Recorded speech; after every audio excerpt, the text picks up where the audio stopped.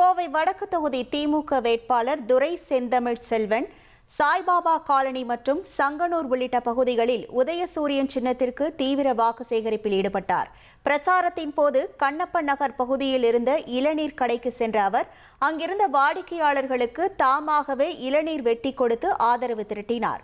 அப்போது மக்களிடம் பேசிய அவர் கடந்த 5 ஆண்டுகளில் திமுக அரசு செய்த சாதனைகளை பட்டியலிட்டதுடன் இப்பகுதி மக்களின் அடிப்படை தேவைகள் அனைத்தும் முன்னுரிமை அடிப்படையில் நிறைவேற்றப்படும் என உறுதியளித்தார்.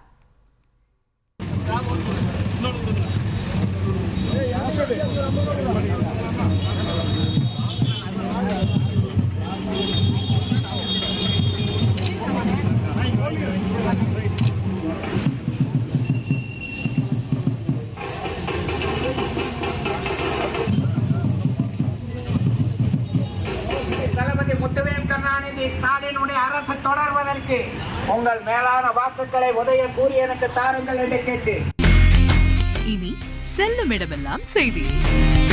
தந்தி டிவியின் வாட்ஸ்அப் சேனலை ஃபாலோ பண்ணினா செல்லருக்கும் இடமெல்லாம் செய்தி. இதோ QR கோட் இப்பவே ஸ்கேன் பண்ணுங்க, ஃபாலோ பண்ணுங்க.